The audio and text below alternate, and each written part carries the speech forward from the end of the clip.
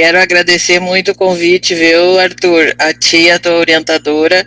Achei, assim, uma coisa fabulosa esse tema. Sei que tu está envolvido diretamente, né, que tu é portador da síndrome e que para mim era desconhecida. Então foi um prazer, foi com curiosidade que eu li esse trabalho, sabe? E vamos ver se eu consigo te ajudar nesse momento de alguma maneira. Então, o que eu vou comentar aqui, eu quero que fique bem claro para ti que não são críticas, não são críticas, são ajustes, né? Que a gente ainda tem tempo para melhorar esse trabalho, para ele ficar mais claro.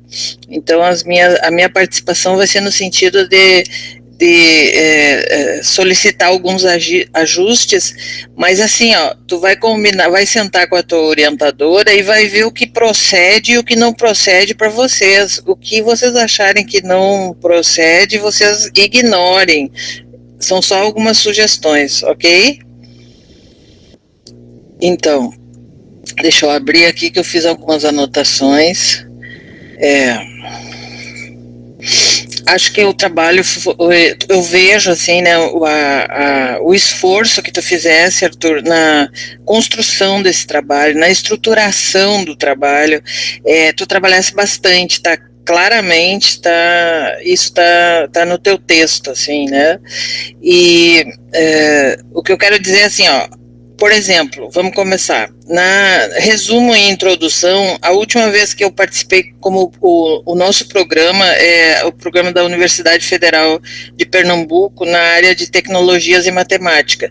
Quando eu fui a uma reunião em Brasília, na CAPES, eu me lembro que eles sugeriram solicitaram, não sugeriram, solicitaram que quando a gente introduzisse o tema no resumo e na introdução, que a primeira coisa que fizesse era identificar o programa. Esse estudo pertence ao programa tal, tal, essa pesquisa foi feita no programa tal e tal, certo? É uma solicitação da CAPES que seja identificada cada estudo.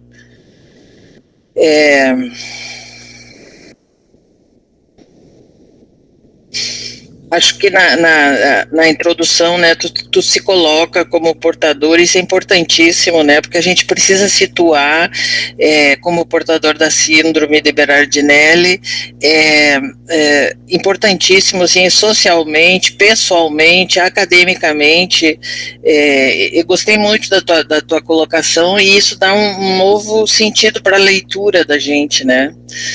Então, os meus comentários, assim, às vezes eu vou lá na frente, às vezes eu vou lá atrás, que na medida que eu fui lendo, eu fui me dando conta de algumas coisas, né? E cada programa estrutura as suas dissertações e teses de uma maneira. Então, se alguma coisa eu disser que não tem diretamente relação com o programa de vocês, pode ignorar, tá?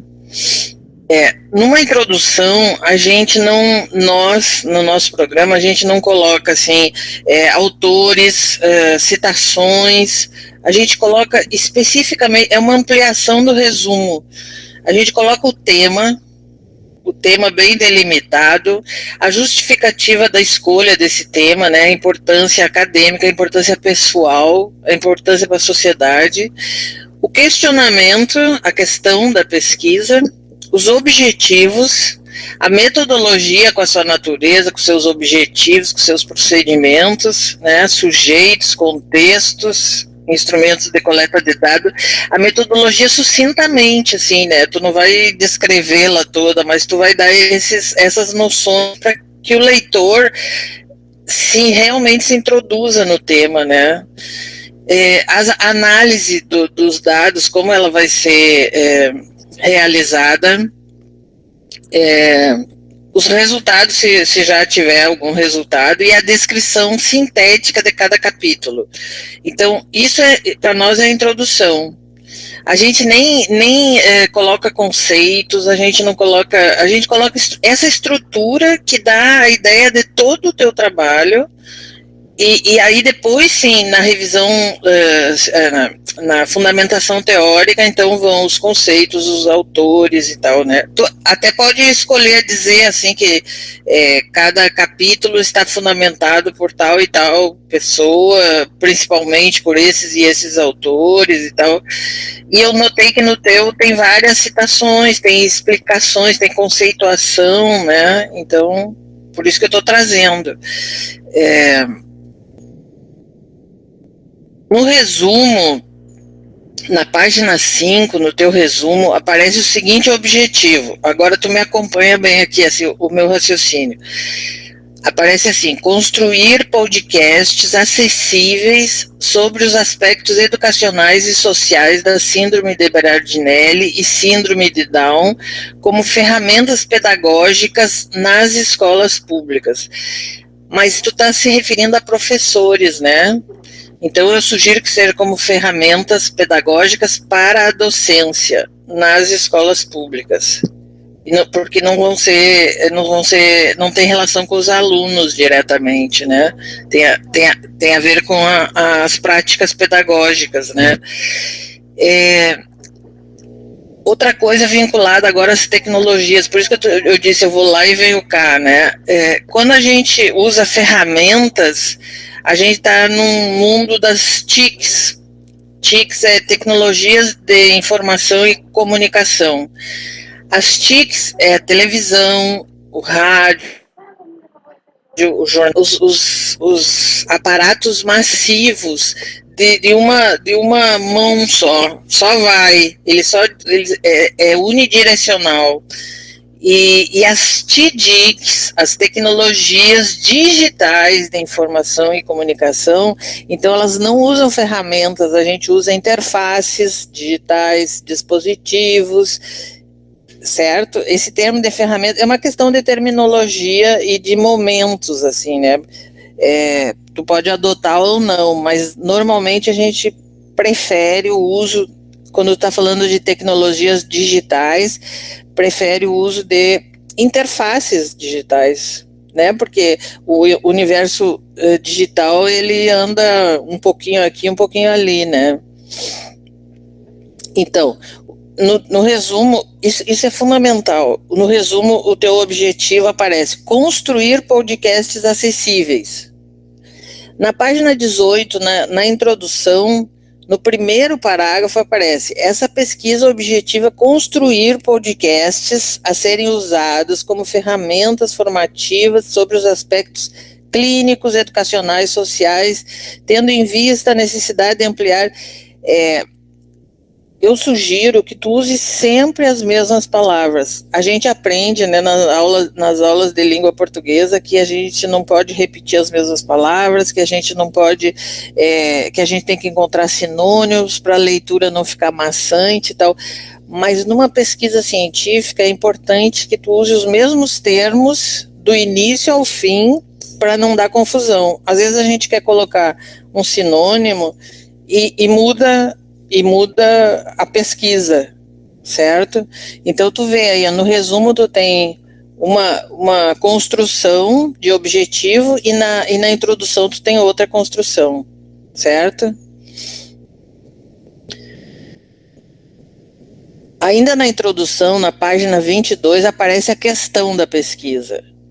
A questão da pesquisa tua é: quais as possibilidades do podcast como ferramentas pedagógicas, eu sugiro, para a docência, na perspectiva da educação inclusiva? Esse é o teu questionamento. Mas vê, quais as possibilidades do podcast?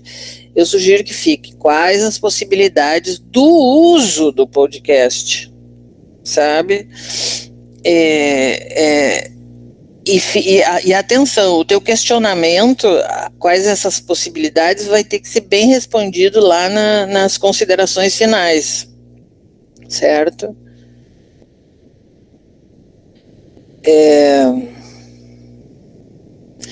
Pronto. Quais as possibilidades? Aí, no teu objetivo geral, tu diz assim, só um pouquinho: construir podcasts acessíveis Então tu já não está mais falando nas possibilidades, tu já está falando na construção mesmo do podcast. Aí tu vai ter que ver o que tu quer que fique, né? Uma coisa é tu ver as possibilidades do uso, e a outra, tu tem como objetivo geral a construção do podcast. São coisas diferentes, né? Tu tá entendendo, Arthur? Tu tá me acompanhando aqui? Sim, tô entendendo, sim. Certo.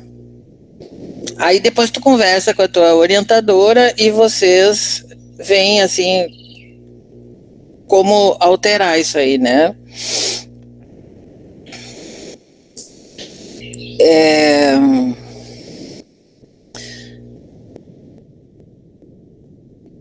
Um momentinho, por favor.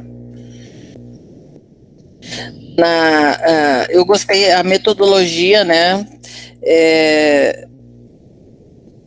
Eu sugiro que tu coloque ela em quadros, assim. Eu gosto muito de quadros. Meus orientandos, eles escrevem. Eu digo, faço isso num quadro, depois de escrever ou antes, que fica mais claro. Então, assim, a tua primeira etapa, a tua segunda etapa, a tua terceira etapa, que tu use sempre o mesmo termo. É criação de podcast, ou é construção de podcast, ou é produção de podcast, que tu não encontre sinônimos no desenvolvimento do trabalho, certo? Falei dessa coisa do questionamento e do objetivo que não está batendo exatamente, né?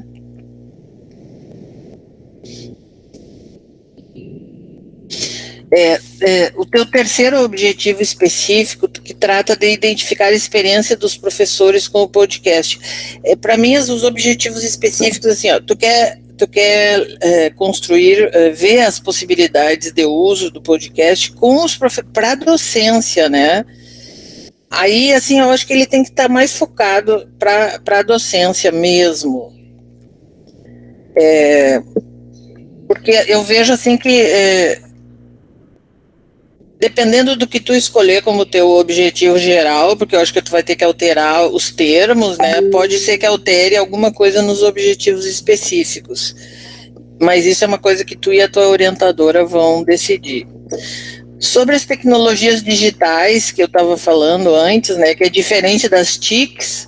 As TICs é uma coisa e as TIDICs são outra, né? A gente viveu um momento das TICs e agora vive o momento das tecnologias digitais. As tecnologias digitais, elas estão em todas as partes, né? Na verdade, assim, o que eu quero dizer? As tecnologias em si, elas sempre existiram, desde o fogo. Como é que eles faziam o fogo, né? Os desenhos que existiam nas cavernas, o surgimento da luz, a geladeira, o fogão, tudo isso é tecnologia, né? Só que as tecnologias na escola eram outras, era o quadro, era o giz, era a caneta, o retroprojetor, né? Era uma escola antigamente dentro dos muros, né? Que ela existia, a construção do saber era realizada dentro dos muros da escola, né? E o professor era o protagonista e o aluno era o receptor, como uma educação mais bancária e tal. E isso foi mudando devagarinho, mesmo dentro da escola, foram surgindo novas metodologias, novas maneiras de construir esse conhecimento, esse saber, né? E o aluno deixou de ser passivo. E as tecnologias digitais ajudam muito nisso, no protagonismo do aluno. Eu acho que a grande sacada das tecnologias digitais é que os alunos se foram. Os alunos usam as tecnologias de tudo que é maneira, assim, e em poucos minutos eles se apropriam tecnologicamente dessas tecnologias digitais E os professores vão mais lentamente. Muitos resistiam, até antes da pandemia agora, a gente tinha uma briga dentro do centro de educação nosso, que a maioria dos professores rejeitava as tecnologias e rejeitava quem trabalhava com as tecnologias, né? E com essa pandemia, a gente foi obrigado a conhecer mais, e os alunos ajudaram os professores em muitas situações. Os professores não sabiam compartilhar, não sabiam usar os espaços, e as tecnologias digitais ajudaram a não parar a educação nesse momento de pandemia, né?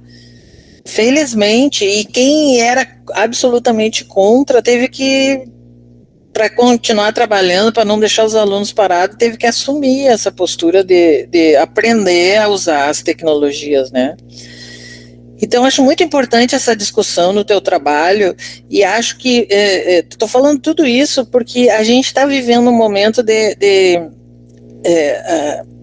todos têm uma rede social, todos têm um celular com WhatsApp, com YouTube, com Facebook, Instagram, mas assim, são apropriações pessoais. Na hora da apropriação pedagógica é mais difícil. É muito mais difícil a gente ver os professores se apropriando dessas tecnologias. Então, o teu trabalho é muito importante nesse sentido, né? E por isso que eu solicito assim que tu faça um parágrafo, 2 parágrafos, falando na cultura digital, na importância da cultura digital, né? E aí a gente tem o Nelson Preto, a gente tem o André Lemos, que podem te dar uma base para escrever, porque a gente está vivendo um momento de cultura digital mesmo.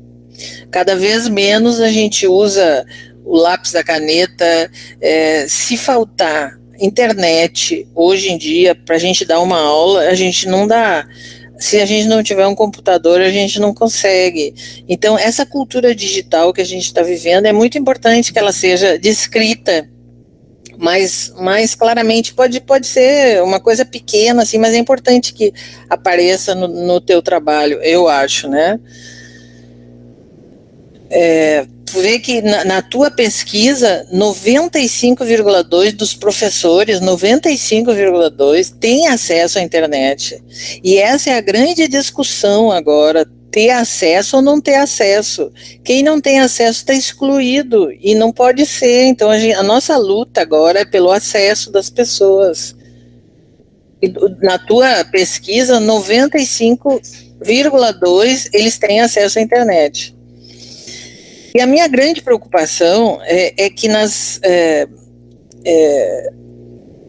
formações iniciais, nos cursos tanto de pedagogia como de licenciatura, não está existindo uma formação, continua sendo uma formação voltada para o presencial, para a aula cara a cara, né? Não está existindo uma preocupação dos cursos, tanto de pedagogia quanto de licenciaturas, de ensinar esse pessoal que está vindo, né, a formação inicial, a usar a tecnologia.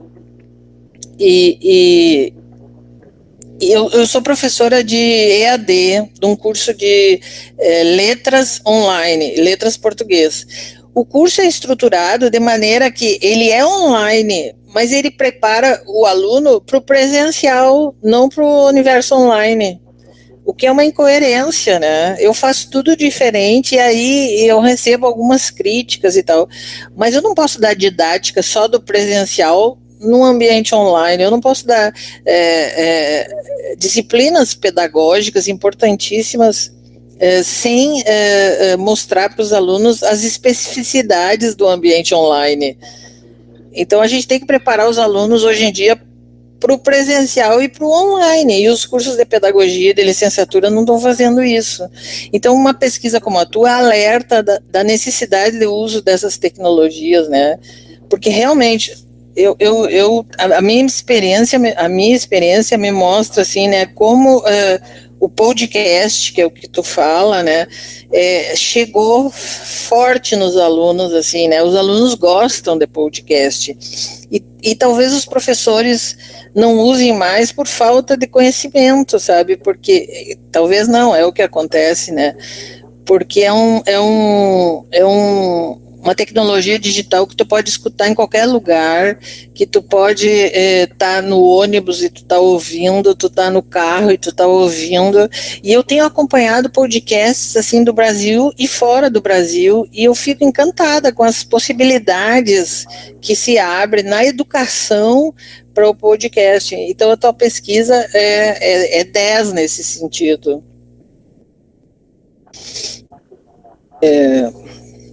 Vou voltar, porque às vezes eu me perco na conversa sobre tecnologia. Outra dúvida que me surgiu é, na tua revisão sistemática, a pergunta é como os podcasts são utilizados para práticas inclusivas na escola e na sociedade. Aí tu usou como descritores podcast e educação, podcast, mas dentro da tua pergunta tem podcasts e práticas inclusivas. E eu não vi tu fazer essa relação podcast e práticas inclusivas. Tu fala em educação inclusiva, tu fala em educação, tu traz descritores de educação em termos gerais, assim, né? Eu acho que seria importante tu trazer as práticas, fazer essa busca em cima das práticas inclusivas, né?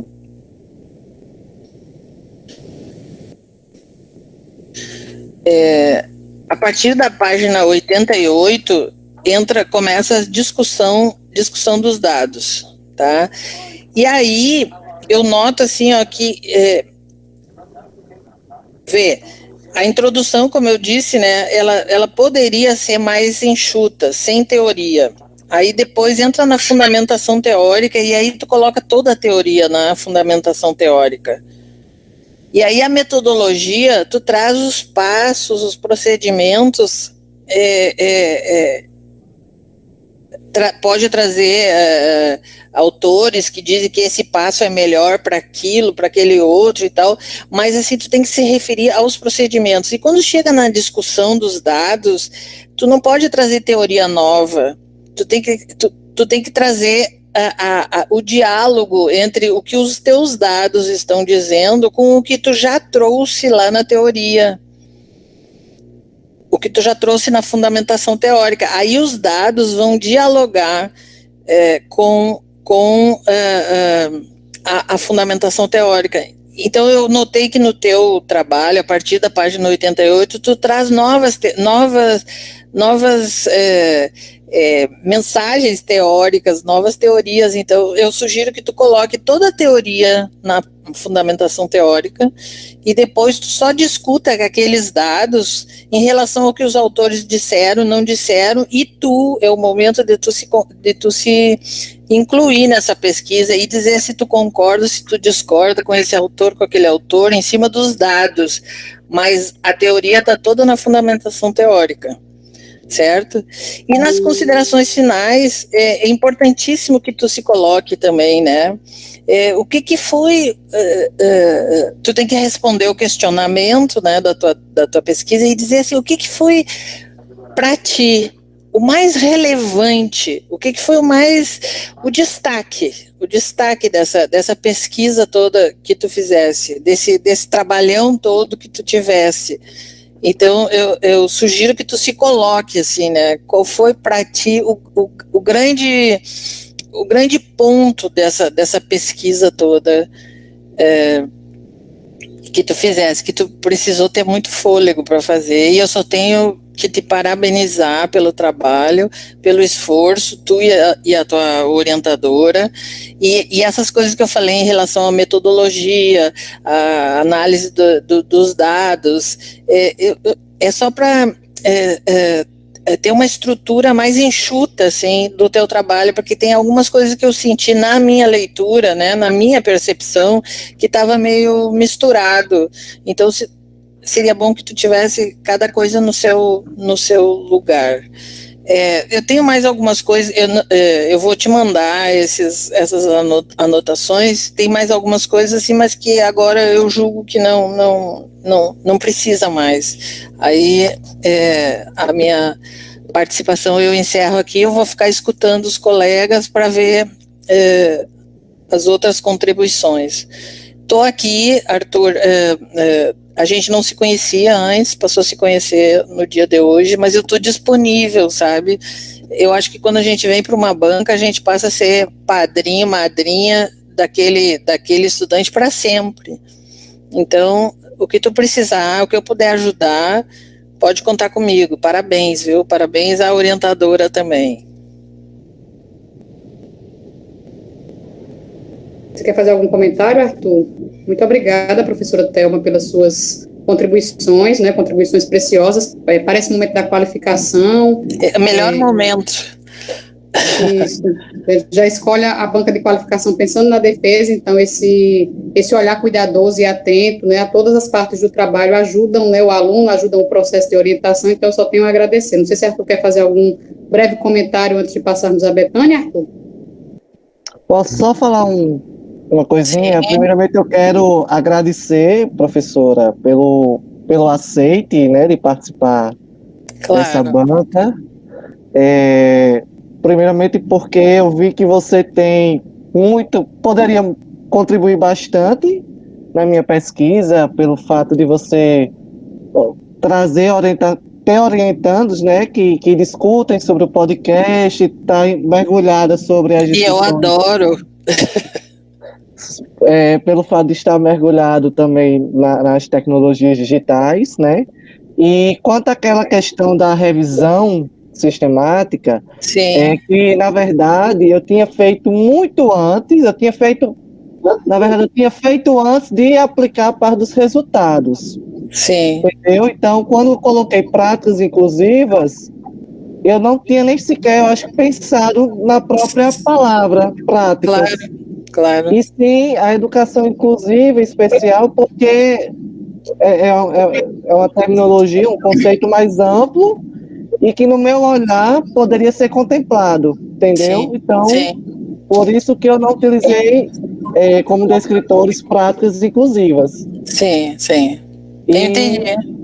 E aí é mais ou menos isso. Eu acho que a única dúvida que ficou, mesmo de pergunta, foi isso. Ou tem mais alguma, Thelma? Não, eu não tenho dúvida, eu só estava falando, eu não estou fazendo perguntas, não. Eu só estava falando da minha percepção, assim, sabe? Eu só tenho elogios ao teu trabalho e as coisas que eu falei aqui tem a ver com uma percepção minha, assim, de pós-graduação, né? Que eu não sei como é o sistema de vocês, então, assim, eu sugiro, assim, uma separação maior do texto, uma estruturação melhor do texto, assim, né? Cada coisa no seu espaço. Se vocês acharem que procede, porque se não acharem, tá tudo certo, gente. E eu quero novamente me colocar à disposição, viu, Arthur?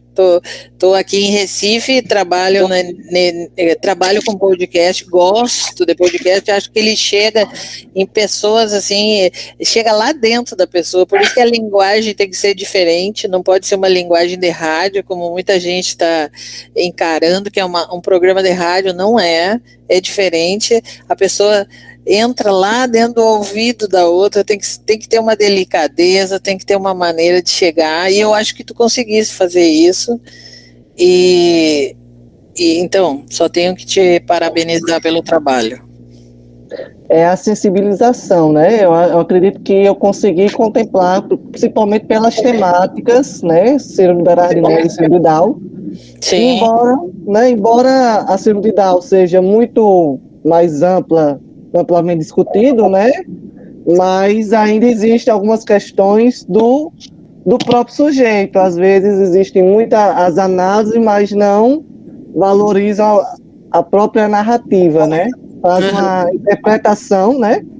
E aí depende da parte metodológica, fazem aquela interpretação do discurso, mas às vezes não valoriza a própria narrativa, né? Então eu acho que foi muito importante. Arthur, já que tu tá falando nisso, deixa eu te fazer uma pergunta pessoal, assim, ó, por que tu resolvesse fazer, juntar a síndrome de Berardinelli com a síndrome de Down? A Silvia Berardinelli, eu acredito que você, pelo próprio texto, já consegue. Sim. Porque desde quando eu comecei a fazer a faculdade, eu sempre almejei fazer uma pesquisa mais ampla, né, sobre a Silvia Berardinelli, pelo fato da escassez de pesquisa na área, principalmente na área de humanas. E aí, quando eu conversando com a professora, né, eu disse, na verdade, eu modifiquei todo o meu projeto da seleção para agora, né? Então, a gente conversando, a professora também trabalha com a deficiência intelectual, então foi uma forma de casar, né, os interesses, o meu com o dela, e também pela questão de eu ter um primo, né, com o síndrome de Down na família, e pela questão também a partir dos relatos, né, que os pais sempre compartilhavam comigo as dificuldades. Então, eu achei pertinente, de certa forma, até porque tá trabalhando com síndromes, né? Certo, mas são praticamente 2 pesquisas aí, né? Sim. Mais trabalho para ti, né? Só por isso que eu perguntei. Sim, certo. Então, pronto, professora. Foi isso. Ok, obrigada, viu, Arthur? Eu que agradeço.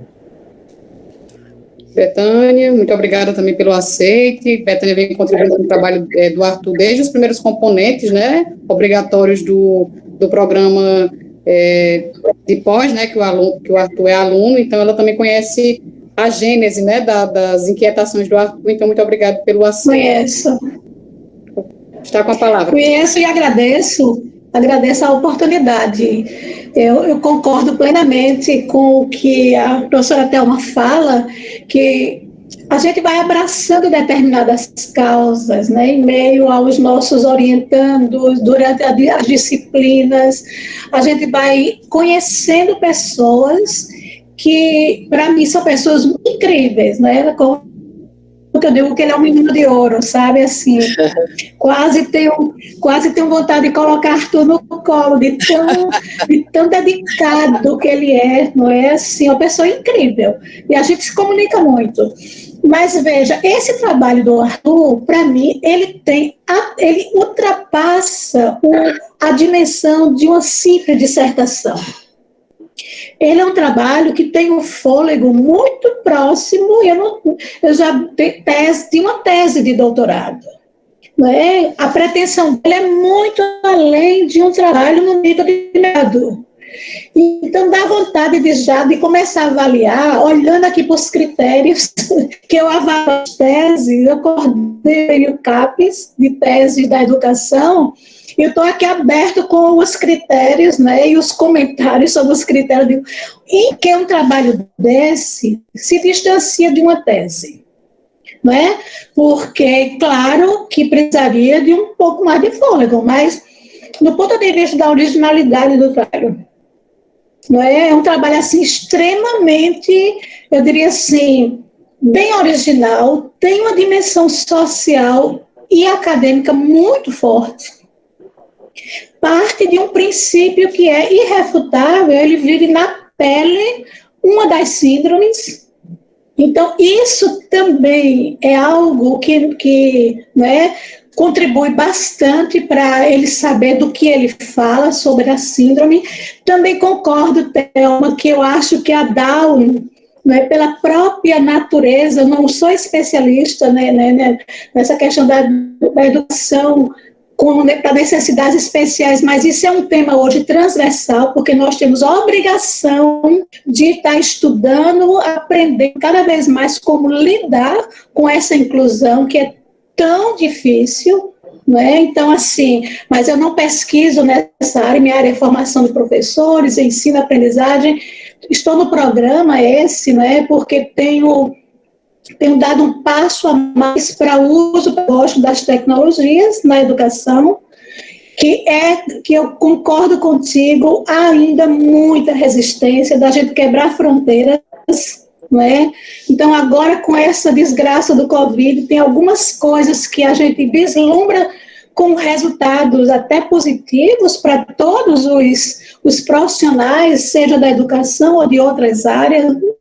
O Covid traz desgraça, mas traz muitos desafios para que a gente possa realmente não só sobreviver com isso tudo, mas dar um salto de qualidade em relação ao que nós fazemos e principalmente ao que nós somos. Professores que têm a obrigação de estar conduzindo as gerações, não é, para outros espaços, além, inclusive, daqueles que nós vivemos. Então, é uma responsabilidade muito grande. E esse trabalho, assim como outro no PPGIT, do programa, tem essas pretensões, não é? Eles ganham muito em originalidade, mas também eles ganham muito em desafios, não é? E os desafios para se tornar algo inovador, não é? Que também é uma expectativa que nós temos nas nossas áreas, principalmente a área que lida com a educação, com a formação humana. Vocês sabem muito bem, trabalhando na área da matemática, os dilemas do ensino da matemática, a baixa perspectiva que nós temos quando a gente observa os resultados, né, Thelma? De como o ensino da matemática vem perdendo, não é? Perdendo, eu diria assim, um encantamento, porque é uma área que sempre foi considerada difícil. Eu não acho que seja difícil, eu acho que nós precisamos rever os processos de ensino e aprendizagem, é uma área que vislumbra, né, que abre perspectivas de conhecimentos e de bases cognitivas muito especiais, não é? E, portanto, a gente tem problemas. E junta isso tudo com o desafio das tecnologias. Junta isso para uma escola que todos falam, uma retórica, a escola do século XXI, com os professores do século para trás. Bom, gente, mas a gente precisa realmente tomar as rédeas para ter o que revelar nessa nossa passagem aqui, não é? Principalmente os pesquisadores, como somos nós. Então, quando a gente vê um trabalho como esse, não é, com a orientação da professora Jéssica, é algo que tem muito fôlego aqui, né? Então, são 140 páginas que ainda não está concluída, porque as conclusões têm itens que precisam e podem ser até melhor redimensionados. Não dá para a gente, nesse momento, viu, Arthur? Não dá para, nesse momento, a gente dizer tudo para qualificar mais o seu trabalho. Primeiro, porque você tem uma redação, não é? Que é uma redação característica de alguém que não está ainda com o nível esperado da comunicação acadêmica. Então, tem muita coisa que fica repetida, não é? O resumo, por exemplo, que está com 511 palavras, a indicação é ficar entre 150 e, no máximo, 500. Então, eu mesmo fiz um resumo para você.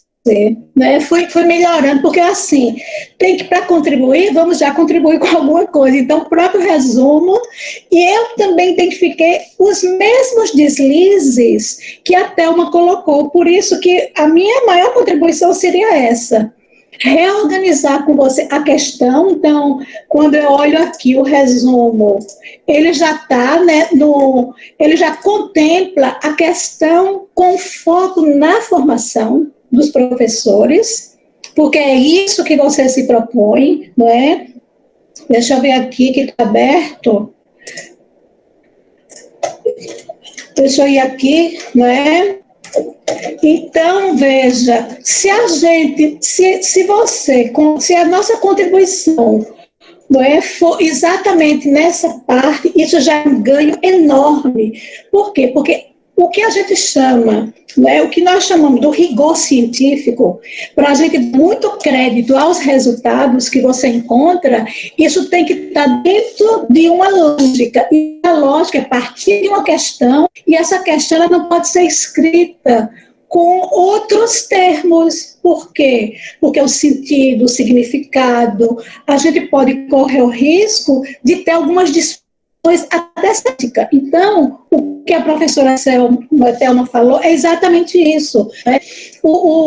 A pergunta seria quais as possibilidades do uso do podcast como ferramenta pedagógica para a docência na perspectiva da educação inclusiva, e aí você pode completar foco nessas duas síndromes, porque não dá para deixar isso, a educação inclusiva, não é, ature conforme síndromes, não é, tais e tais, não é, e já fica subentendido que o seu campo de estudo é a educação inclusiva, até porque mais adiante, uma das premissas é essa que você coloca, né? Mais adiante você vai, né, deixando claro para o leitor que a educação inclusiva é o seu referencial, como não poderia deixar de ser. Então, assim, eu fui melhorando, não é?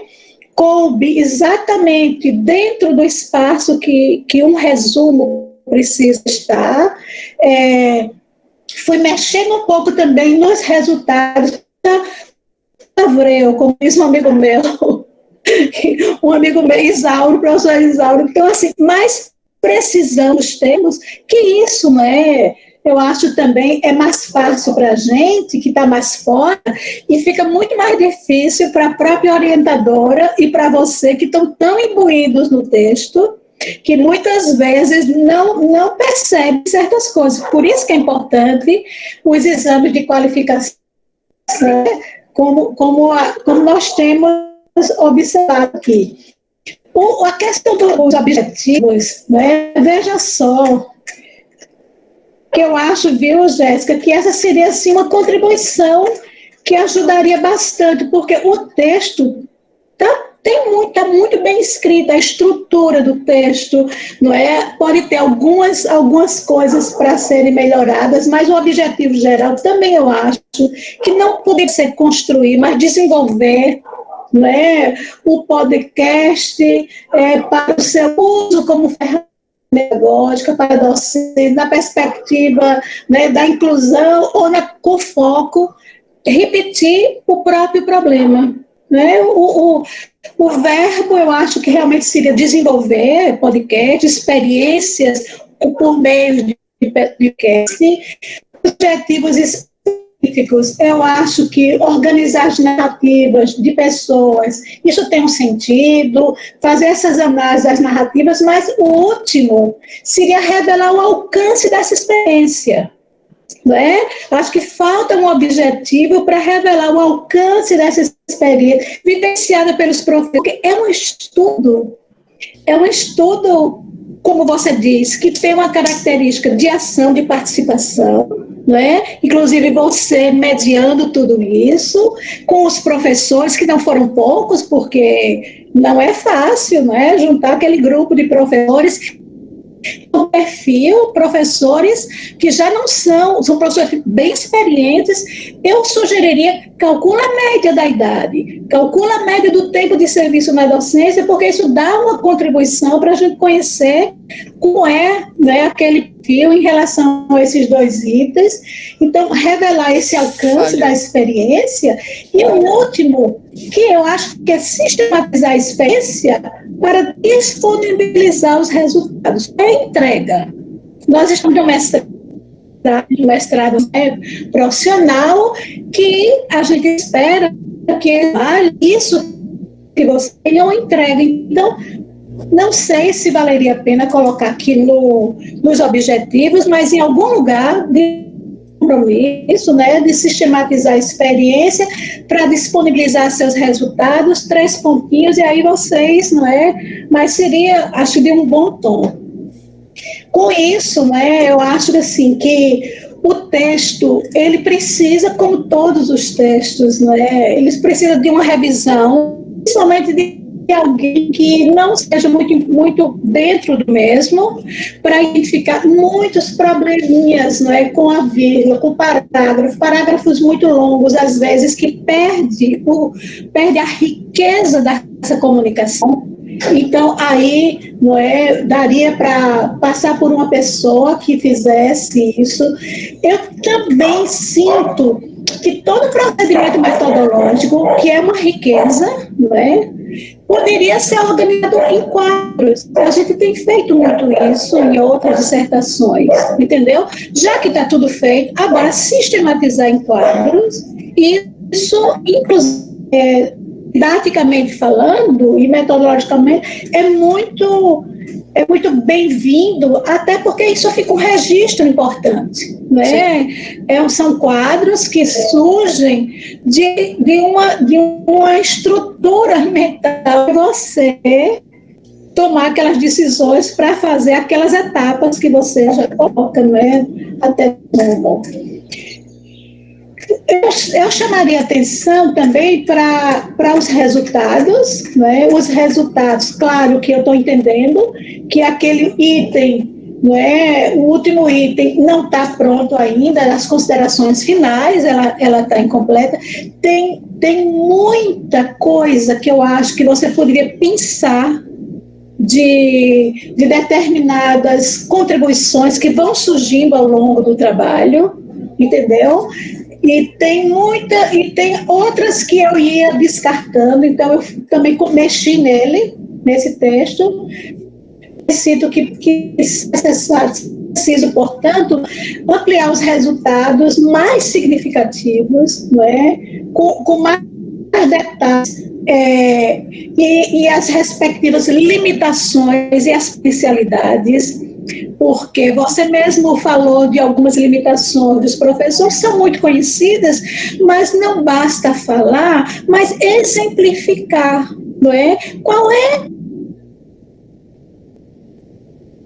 evidência que você tem para isso? Então, as evidências que podem ser um discurso, até porque você trabalhou com essa análise, né, de Bardin, então, fragmentos que você deve ter muita coisa, né, para ter usado a metodologia da análise de conteúdo, não é, de Bardin, você fez todo o passo a passo da análise temática, da análise, né, da estrutura discursiva das entrevistas, né, de tudo que você colocou ali como recurso. E importante ressaltar que será encaminhado para as escolas, objeto de estudo e respeito de sujeitos participantes, também ou uma ficha, né, ou uma ficha técnica, ou um relatório síntese, porque não vamos esperar que leiam um relatório com 100 e tantas páginas, mas tem que ter uma versão, Arthur, exatamente para chegar onde precisa e que seja uma espécie de ficha técnica, não é? O pessoal das empresas que prestam serviço fazem muito isso, que é a devolutiva. Parte das questões, parte dos objetivos e vai discorrendo de uma forma muito sintética. Se quiser, eu passo para você alguns exemplos, né, desses documentos, que são documentos que veiculam o resultado de um estudo, tirando todo esse arcabouço, né, que a academia exige, mas, portanto, é algo, inclusive, para publicar, para tornar a essência do que você está promovendo, que é mexer na formação, ou seja, no conhecimento que precisam ter os professores, não é? Para o uso do podcast, né, que aí eu não sou especialista, mas eu também sou encantada, não é, com a possibilidade. Eu vou na internet e vejo, digo, gente, é algo que você não tem limite para onde, você leva ele para onde você estiver, não é? E olhe com o conhecimento que se tem sobre as possibilidades desse diálogo, dessa linguagem espetacular, que tem que ser uma elaboração, não é um radialista falando, não é, é um especialista dentro da educação que vai comunicar e que vai usar esse recurso fantástico. Então, só isso aí eu acho que seu trabalho, sabe, para mim, ele é praticamente impecável, e essas contribuições é para deixar algo mais ajustado, né? Você está notando que são as contribuições que espera. Eu adoro quando chega esse momento para os meus alunos, porque vai exatamente dando, inclusive, a consistência, né, que vários olhares melhor enxergam, e principalmente quem já está convivendo com você, e a gente sabe que você é um menino danado, né, buscando, né, algo que vai ter uma contribuição, né, algo efetivo, né, não é cumprir um requisito, certo? Bom, enfim, é isso. Eu também não tenho questões, esse não é o momento, e é o momento que os alunos devem realmente escutar mais do que falar, não é? Porque na defesa, imagine, nada disso a gente já vai falar de outras questões, até porque isso já seria uma defesa, não é não, pessoal? Isso já poderia ter sido uma defesa, mas vamos para os ajustes, segundo, né, a Jéssica possa ver com você, tá bom? Muito obrigada. Muito obrigada, Bethânia, pelas contribuições, né, desde o início no projeto, né, de Arthur. Arthur trouxe o projeto com todas as suas contribuições, Bethânia, bem no início do curso, né, então a gente agradece o seu olhar atento desde o começo, né, no trabalho. Quer fazer algum breve comentário, algum breve agradecimento à professora Bethânia, passarmos a Flávia? Só agradecer mais uma vez, né, Bethânia, pelas contribuições que tem feito desde o início da minha trajetória e por ter abraçado também, de certa forma, você abraçou o meu projeto desde o início e me motivou bastante também para, né, dar continuidade, porque confesso que não foi fácil. Acho que nem para mim, nem para a Jéssica, é um recurso para mim mesmo, é um recurso muito novo ainda, e que está do outro lado, não somente de estar escrevendo, mas também de estar produzindo o próprio produto, então para mim foi bastante desafiante, e você tem colaborado, contribuído de todas as maneiras possíveis. Muito obrigado também. A gente pode voltar a conversar na Zé, viu? Tá bom, então. Muito obrigado. Flávia, querida, sua vez. Flávia também contribuiu, né, para essa dimensão da acessibilidade. No primeiro, no podcast piloto, né, que o Arthur construiu, então ela também tem nessa banca, acho que ela é bem especial, porque são pessoas que estão, né, acompanhando o trabalho desde o início, e Thelma, né, com seu olhar externo também já contribuindo agora na qualificação, então é um momento, né, de pensar, né, nos possíveis desdobramentos, na versão final, né, do trabalho. Então, Flávia, muito obrigada. Bom, eu que agradeço, né, quero iniciar, bom dia a todos, né, e a todas que estão assistindo. É um prazer conhecer a professora Thelma, um prazer estar aqui na banca com a professora Bethânia, uma pessoa que admiro bastante, a professora Jéssica também, que é uma outra parceira grande nos trabalhos da gente, agradecer o convite, a confiança, né, agradecer a Arthur também, né, por confiar. E assim, eu concordo demais com as considerações que foram feitas com as colegas, né, assim, ficar por último tem suas vantagens e desvantagens, né, primeiro porque a gente acaba concordando mais do que trazendo, né, as contribuições que já foram colocadas. Então, eu fiz apontamentos no documento que vocês me enviaram, que eu vou retornar a vocês, tá? Então, aqui eu vou colocar algumas sugestões, e a exemplo também de Thelma e Bethânia, quero deixar claro que são sugestões que você vai conversar com a sua orientadora, ver quais são a que melhor vai estar condizente com uma proposta do que vocês estão colocando, né? Então, são sempre contribuições para ajudar, né? O trabalho de antemão é um trabalho excelente, é um trabalho de uma magnitude, de uma importância para a área muito grande, né? Foca em ferramentas educacionais, digitais, que são importantes hoje, né, o seu uso nesse contexto da educação especial numa perspectiva de educação inclusiva, que é muito válida, né? Então, aqui, eu acho que o seu título, ele poderia mudar, porque você coloca que são estudos sobre as síndromes, né? Mas, na verdade, o que você traz, pelo que eu li, né? Os podcasts são acessíveis, ele já tem que estar dito lá nesse título, né? Então, eu coloquei como sugestão, podcasts acessíveis, como ferramenta pedagógica na educação inclusiva, aspectos educacionais e sociais das síndromes de Berardinelli e de Down.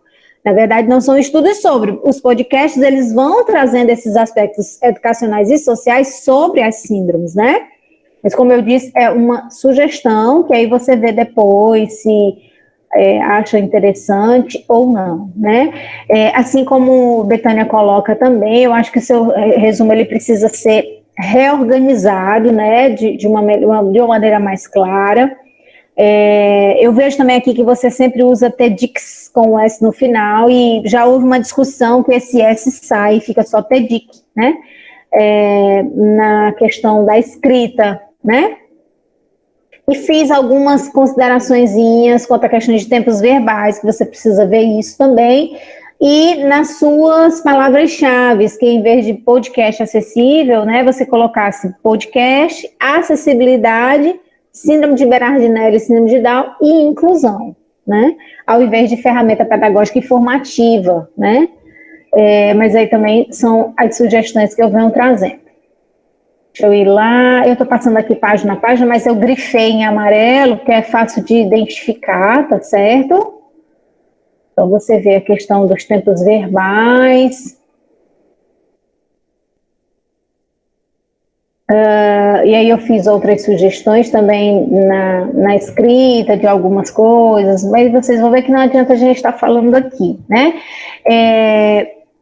E uma reestruturação também da sua introdução, né? De você, inclusive, trazer os objetivos para depois da sua questão de pesquisa, né? E quando você fala que você fez para averiguar, né, os trabalhos já publicados, né, seria interessante você anunciar que você fez uma revisão sistemática de literatura, tendo como suporte, né, as bases que você fala lá, né, e sinalizar que essas pesquisas serão analisadas em capítulo posterior, porque pelo que eu vi, tanto que quando eu comecei a ler, eu disse assim, que você coloca assim, os recursos tecnológicos como ferramenta de formação destacam-se em pesquisas nas quais, mas quais pesquisas são essas, né? Então, depois, lá no 5º capítulo, é que eu vou ver que você fez a sua revisão sistemática de literatura. Então, eu estou sugerindo que você traga a revisão sistemática, na verdade, logo como primeiro capítulo, né? E que você sinalize aonde você destaca essas pesquisas, quais são essas pesquisas, que está lá na sua revisão, você colocar o sobrenome dos autores e os anos, né, para que a gente entenda quais pesquisas foram essas, né, então em todos os tópicos que você traz, formação de alunos, uso de tecnologias, uso metodológico e pedagógico do podcast, né, então todas elas você sinalizar quais são, então eu sinalizei quais, né. Isso na sua introdução. Quanto aos seus objetivos, eu acho, na verdade, que concordo com o Thelma, essa confusão do construir, desenvolver, produzir, né? Então, eu trago algumas sugestões, como, por exemplo, ao invés de usar no objetivo geral, ao invés de construir, desenvolver podcasts acessíveis, né? Nos seus específicos, ao invés de identificar, analisar, porque você não só identifica essas experiências, você analisa essas experiências dos professores com o podcast, né? Então, identificar é só, é isso, essa experiência. Mas é preciso fazer uma análise, né? Na dissertação. Ao invés de organizar, na verdade, eu acho que é sistematizar as narrativas, né? De pessoas com síndrome de Down e com a síndrome de Berardinelli. E eu coloquei também, como uma sugestão de objetivo específico, avaliar o efeito do uso do podcast acessível sobre síndrome de Down e síndrome de Berardinelli, num contexto formativo de docentes e nas vivências escolares de discentes, né? Para poder casar com alguns resultados que você traz, tá? E eu senti falta nos objetivos específicos aonde eles estariam.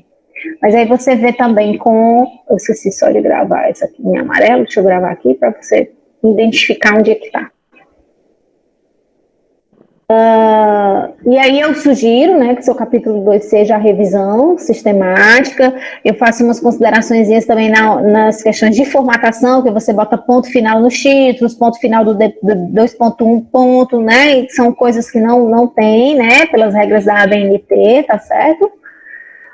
Você padronizar também nas citações, como você bota correio, baquista, às vezes você bota o i mesmo, minúsculo, às vezes você bota aquele izinho da escrita diferenciada, então você precisa padronizar isso também, tá? Aí você vem trazendo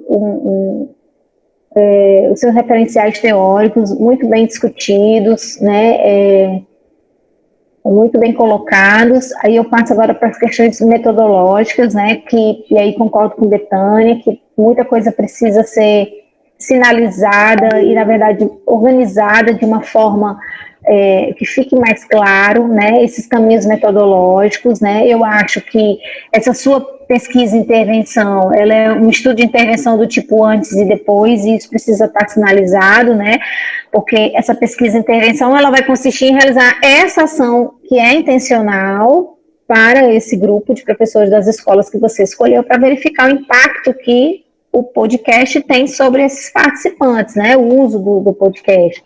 Então, isso precisa estar mais claro, né, e aí eu faço as sugestões, porque você diz que lá no sujeito da pesquisa você fala das etapas, então essas etapas, na verdade, ela tem que ir para o contexto da pesquisa, né, e aí não está claro os critérios para seleções de colaboradores, que precisa estar melhor definido, talvez porque você misturou um pouco do contexto, ficou um pouco confuso.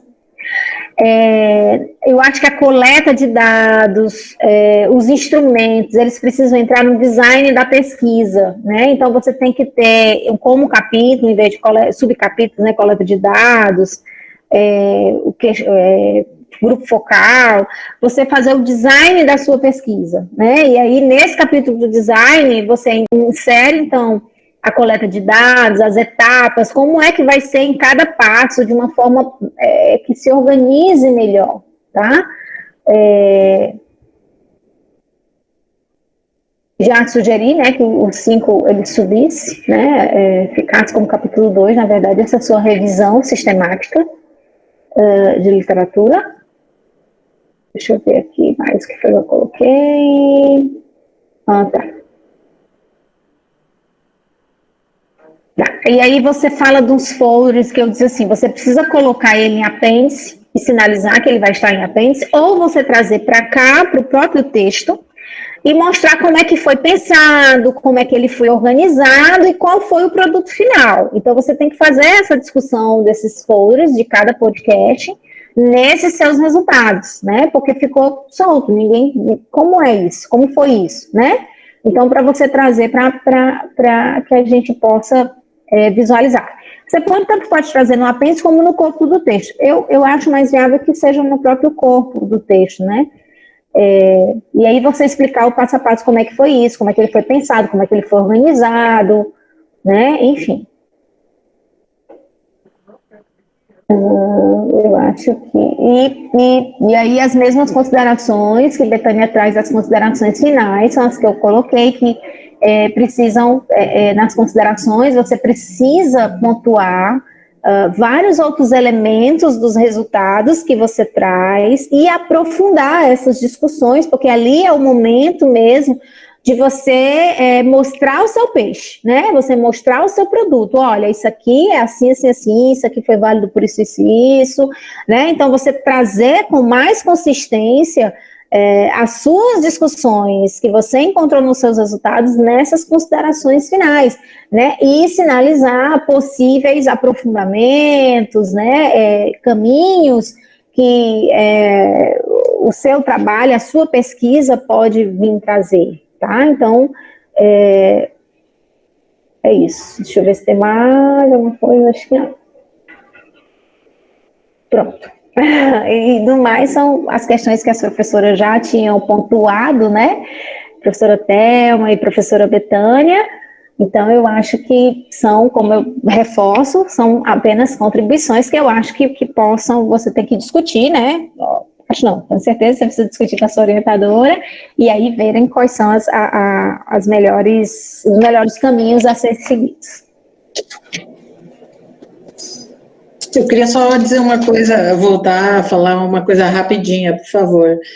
Arthur, em relação aos verbos que a gente usa nos objetivos geral e específico, a gente tem que prestar muita atenção nesses verbos, eles representam as ações realmente que a gente vai... eu enfatizo muito isso com meus alunos, porque eu sou professora de letras, a minha formação é letras. Depois que eu caminhei para a pedagogia, para os estudos de inovação pedagógica, mas assim, ó, esses verbos são o que falam sobre as tuas ações. Então, se é criar, tu vai ter que mostrar uma criação. Se é desenvolver, tu vai ter que mostrar o desenvolvimento. Então, é muito importante que tu foque o que realmente tu está fazendo e use o verbo adequado. Analisar, se tu realmente vai analisar, identificar, se tu realmente vai identificar. Então, presta muita atenção nos verbos, porque eles são as tuas diretrizes, teus procedimentos vêm a partir desses verbos, certo? Ok. Parabéns, novamente. Muito obrigada, professora Flávia, né, professora Thelma, professora Betânia, por todas as contribuições ao trabalho. No nosso programa, professora Thelma, a gente tem o costume de ir para uma sala. Quando era a sala física, né, a gente tirava todo mundo da sala e a banca se reunia, né, para falar sobre a ata. Eu vou compartilhar aqui no chat um link, né, para que você possa entrar, né, no caso é só para a professora Thelma, eu também já compartilhei no WhatsApp da professora Betânia e da professora Flávia, né, em 10 minutos, né, eu acho que no máximo a gente retorna à sala para fazer a procedência da leitura da ata, certo? Certo. Então, até daqui a pouco. Bom, então, ao 14º dia do mês de abril de 2021, a comissão foi constituída pelas professoras Jéssica Fabielle Fonseca, Flávia Roldan Viana, Betânia Leite Ramalho e Thelma Panerai Alves, externa à instituição. Reuniu-se para avaliar o trabalho de qualificação de mestrado, proposto pelo mestrando Arthur de Medeiros Queiroz, sob o título Podcast como ferramenta pedagógica na educação inclusiva e estudo sobre as síndromes de Berardinelli e de Down. Chegando ao seguinte parecer, aprovado. Nada mais havendo a tratar, lavrou-se a presente ata. Então, parabéns, Arthur, aprovado no exame de qualificação. Obrigado, mais alguém pessoal. tem algum comentário? Eu só tenho a agradecer a todos, a minha orientadora, que eu sou até suspeita a falar algo, né? Eu já venho falando desde o primeiro dia de orientação no meu grupo. Olha que orientadora top.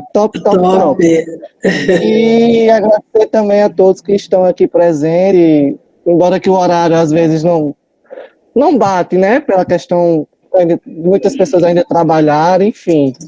Mas Jéssica gravou e a gente vai ver se... Muitos perguntaram se poderiam até disponibilizar, mas eu vou conversar com Jéssica para ver. Mas agradecer a cada um de vocês, particularmente, viu? Obrigado a Betânia, a Thelma, a Flávia, pelas contribuições, e vamos sentar para ver o que vamos fazer agora, a partir de agora, né? Que tem muita coisa ainda para ser feita. Esse momento é legal, Arthur, porque agora tu senta, porque até aqui tu tem dúvidas, né? Mas a partir de agora tu senta, foca e vai até o fim, tu vai ver. Agora o teu trabalho vai fluir, assim. Parabéns, Com certeza. Obrigado, Thelma. Muito obrigado. Parabéns. Vamos tirar uma foto? Oi, vê. Eu só tenho exigência que eu saia magrinha na foto. Eu digo muito, que a gente tem que ter essa opção de Gisele Bündchen, então, quando vai publicar. Ainda não inventaram essa opção, que horror. Quem é que vai tirar a foto? Eu acho que é a Jéssica, ela apareceu já. Tá ali. Aqui. Jéssica é craque nisso, ela me ensinou um dia desse, é como tirar foto no computador. Eu não sabia. Não, dá para tirar print ou então a própria foto, né?